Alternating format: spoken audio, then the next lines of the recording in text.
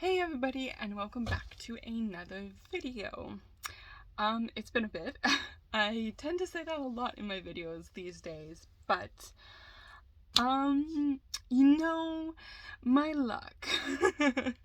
I had strep.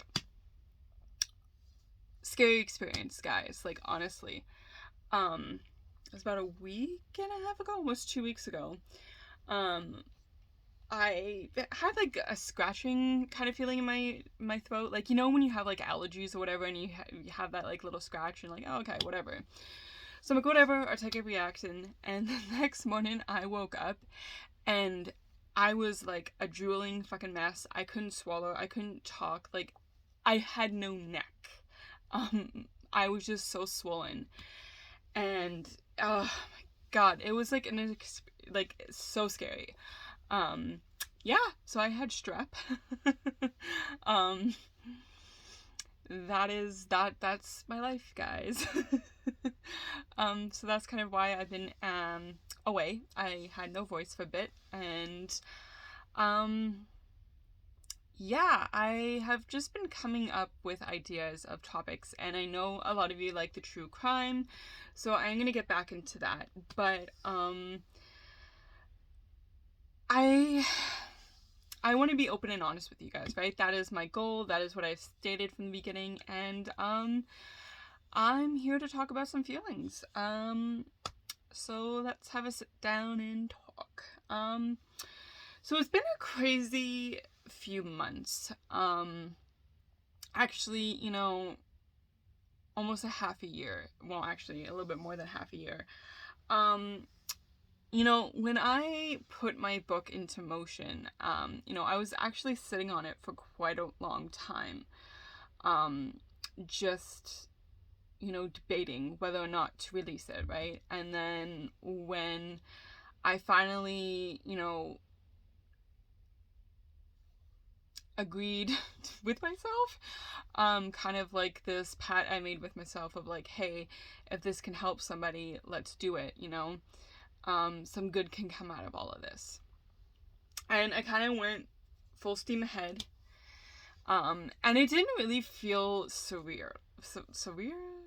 Okay, it didn't feel real. Okay, I can't even speak English tonight, guys, so bear with me. Um, it, I honestly, it didn't feel real. Like, through the editing process, like, I have edited my book so many times before, and then to have it like professionally edited, and then having a team going back and forth, and then doing the design, and then having it go out into the world.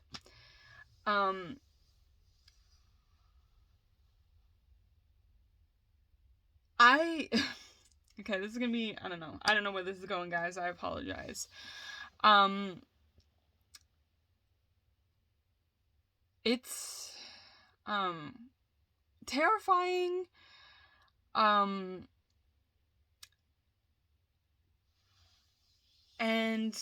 nerve-wracking. To have my story out there, I know that there's going to be some good and some bad, and there's already been some positive, kind of like, not be like, hey, I love your book type of thing, but like positive support and good conversations that I have opened the door for people to share their stories and their experiences, and to have that open communication. And a lot of people so far have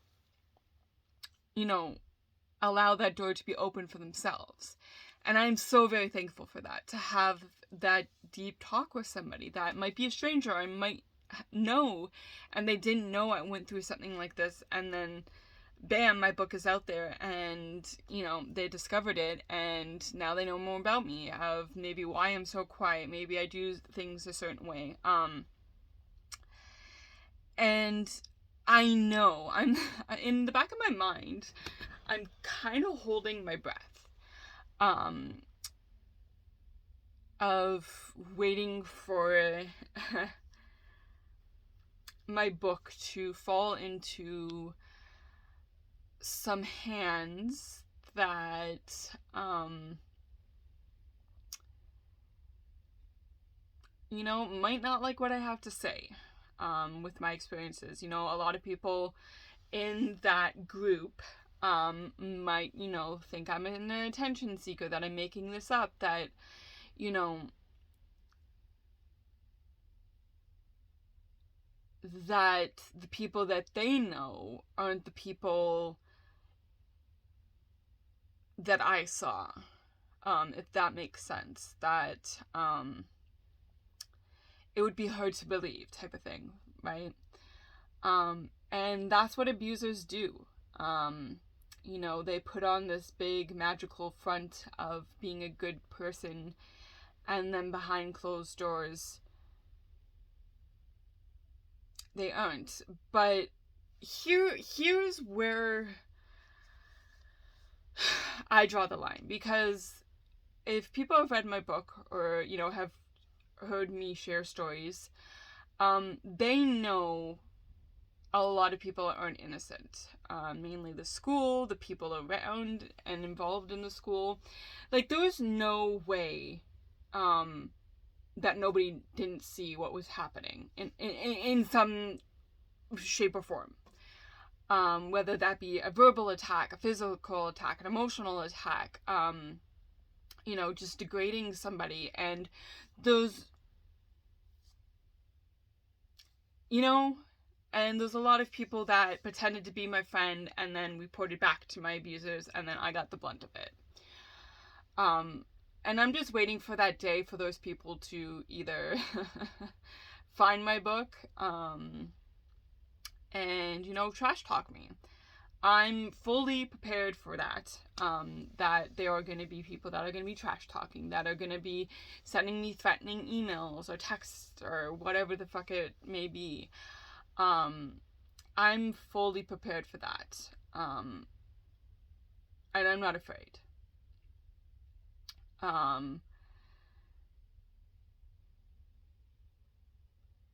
However, it's taken a toll on me to confront my trauma, to put it into a book, and to release it out into the world. Apparently my book is quite popular in Europe. I'm kind of surprised. I'm sorry, random thing.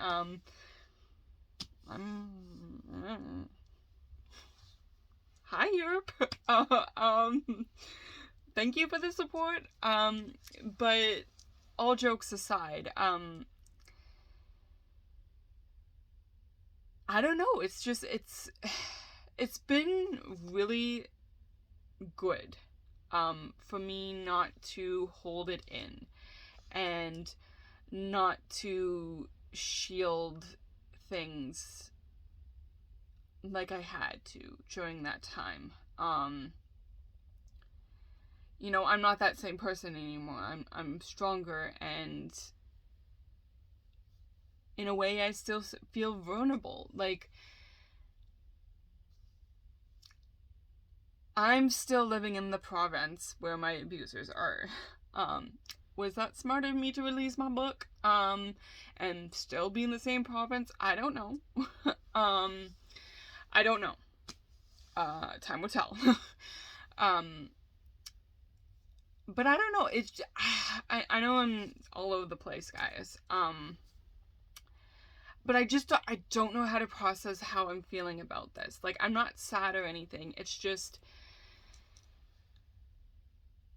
it's a heavy weight to have carried for so long.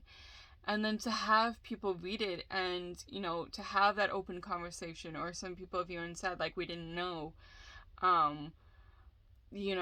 that you were going through this. We thought that, it was teenage hormones, or you were just being a bitch, or, we just didn't understand or want to understand during that time. And that's fully acceptable. I mean, we were teenagers, right? People mature differently. People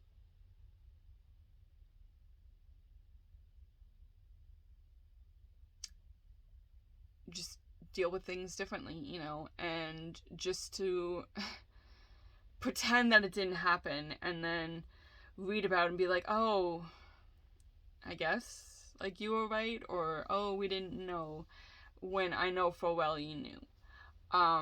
that's just how it is, right? To have those conversations, it's tough. It is honestly fucking tough. And just to try to process all of it. Like I have been to counseling, I have been to therapy, and you know, that has helped me able to process and write this book, and face my demons and my trauma. And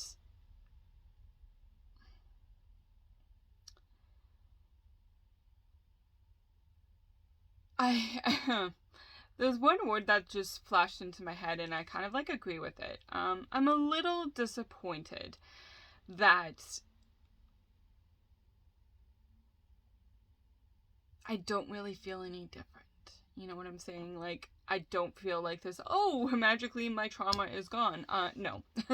Hello, Jess. My trauma is still my trauma. My nightmares are still my nightmares. My daily struggles are still my daily struggles. Like, nothing magically has changed. It hasn't disappeared. It hasn't, turned into rainbows and butterflies. It is still what it is. And what I went through is still what it was. It hasn't changed. It hasn't magically worked into this new magical life. And I know that kind of sounds shitty. I know it does. But I don't know.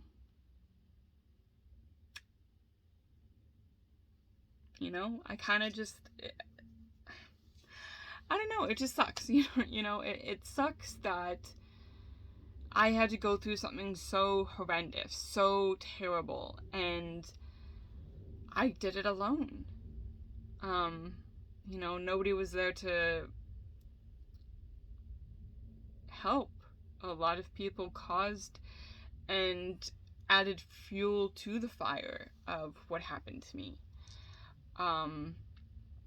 And people that pretended to be my friends, and even years after, people still pretending to be my friend and being there for me. And then it turns around and, basically they've told me in my face, like, just to get over it. It happened years ago, just get over it. Move on. I'm still in love with them. I'm not in love with them. I don't think I ever really was in love with my ex and the situation. I think I was just dealing with a lot of teenager stuff, and he put on that smile and that charm and got me all twisted up inside, and I'm taking responsibility for that. I fell for it, and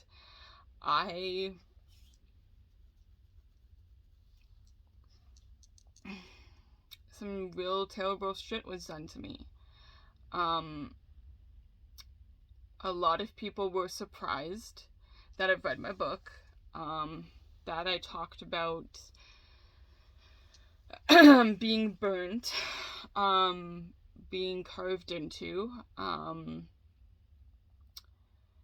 Yeah.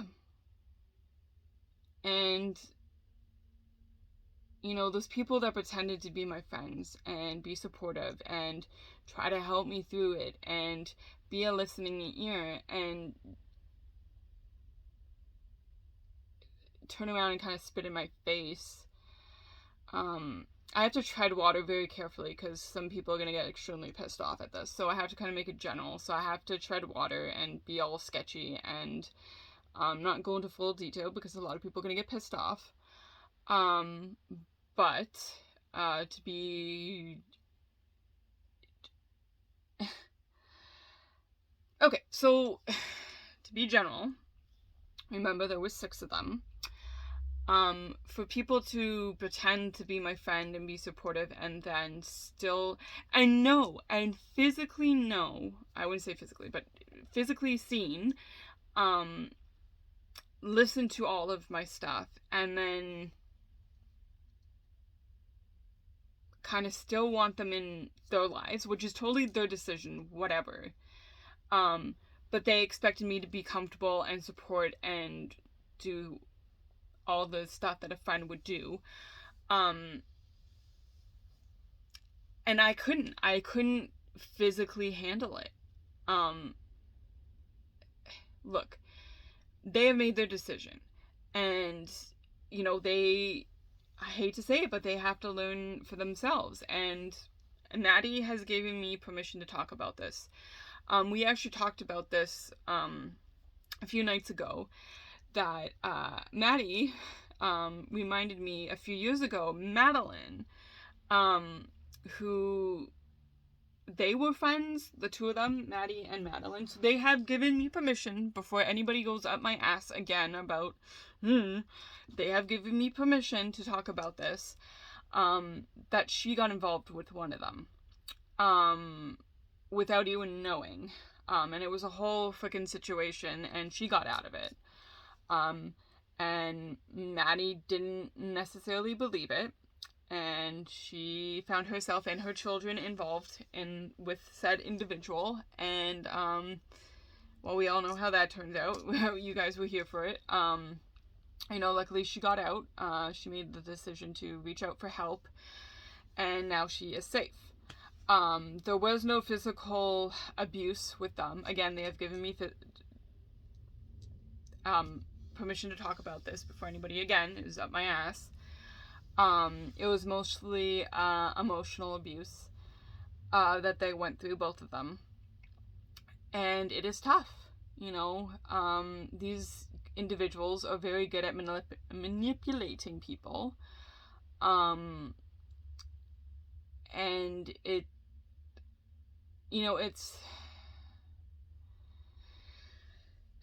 I even asked this in my book, like, why me? Why did the 6 of them target me? What was so damn special about me that they wanted to break and destroy? Because from what I have heard out into the universe, the abuse that I suffered has only occurred with me, to the level that it has. Like, I'm not taking away from Maddie or Madeline of the abuse that they went through, but as far as I know, nobody went through the physical, the sexual, the carving into, the burning, the emotional, just all of it. I'm the only target that has endured all of that, which I am thankful for, which sounds twisted, I know. But I never want somebody to go through what I did on the level that I did, at any point in time. I never want anybody to suffer at the hands of an abuser. But I am thankful, from what little birdies have told me, that nobody has endured what I did, which again sounds twisted, but I am thankful that I am the only one that had to endure that so far. And I say so far, and that makes me sick to my stomach, because it is a known fact that abusers just don't abuse once. It is a cycle, and it scares me. For myself, for my safety, and for others. And some people are going to take that as being dramatic, but it is a known fact that abusers like to go back to their targets. And they have come after me a few times. Not in the recent time, but they have in the past. And, the whole Stockholm Syndrome thing is real. I did a part 1 and a part 2. If you guys want to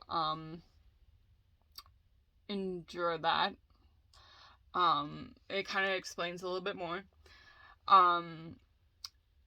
But yeah, it is just a known fact that abusers just don't abuse once.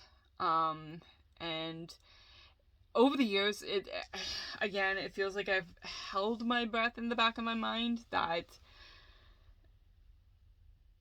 just waiting, always looking over my shoulder type of thing. always kind of watching my social media, making sure that, you know, I'm blocking the right people. You know, and also just making sure that nobody suffers at the hands of my abusers, and no one loses their life. Again, it is a known statistic that abusers do escalate over time, and most of the time it does end in death. That somebody does lose their lives, and more than likely it would not be the abuser. Again, that is just a known fact. You guys can look it up. I'm not pulling shit out of my ass. It is what it is. The facts are there, the numbers are there, and it is a scary and sad situation. You know, it just... There's just so many emotions that go into this releasing of my book. You know, 114 pages. And unfortunately, you know, this wasn't all of it. And this was the highlighted version, unfortunately. I know how that sounds, but there was just a lot of shit that happened that, you know, didn't make the book. And, you know, people have already asked, am I going to do a part 2 or another book? I don't know. I think if I do choose to write again another book, it's going to be a fictional story, you know, just fictional and non-fictional. I don't know. Not related to me. Basically, just creating a story and a world and going from there. You know, a lot of people want me to talk about PTSD and Stockholm Syndrome, and I am doing that on social media. Now, writing a book,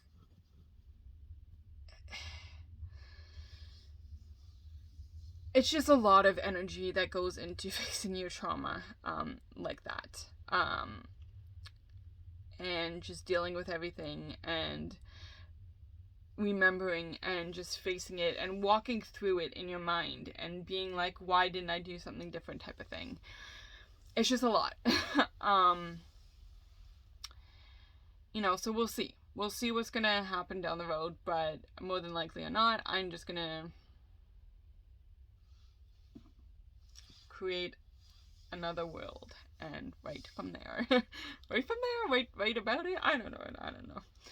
But yeah, I just wanted to keep you guys posted and being honest, and this video was rambling. I get it. There was a lot of different directions that happened. 1, ADHD, and 2, it's just my thought process and what I've been kind of feeling. Feeling kind of like emotionally drained a little bit, you know, just a little bit. And just dealing with my feelings, and then getting strep throat and working, and it's been a whirlwind of chaos, but a good chaos. And I honestly just want to thank you guys from the bottom of my heart from supporting my book. You know, I know on certain websites the book's a little bit more expensive, especially on Amazon. We are working on lowering the prices there, but I have tried to make it you know, as cheap as possible. So, not to get more money. I don't actually give a fuck about the money. Just so my story reaches out there to help somebody, to support somebody, to just, you know that they're not alone out there. But yeah, I know that the economy sucks and everything is so expensive, so I just wanted to, you know, do something that wasn't mind-blowingly expensive.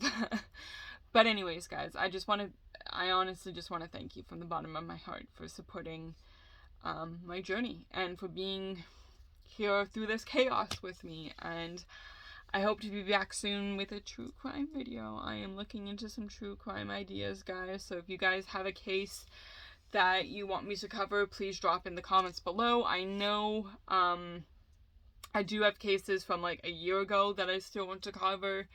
But again, if there is any more cases that you guys want me to cover that isn't maybe well known, for sure, I would definitely want to deep dive into that. But yeah, anyways, guys, I'm gonna leave it there. Have a good evening. Have a happy, safe Easter. I might be posting over the weekend. I can't promise you. I work Saturday, so we'll see. But anyways, guys, remember, never give up. Always keep fighting. You're enough, and you're very much loved. Until the next video, guys, stay safe. Stay safe.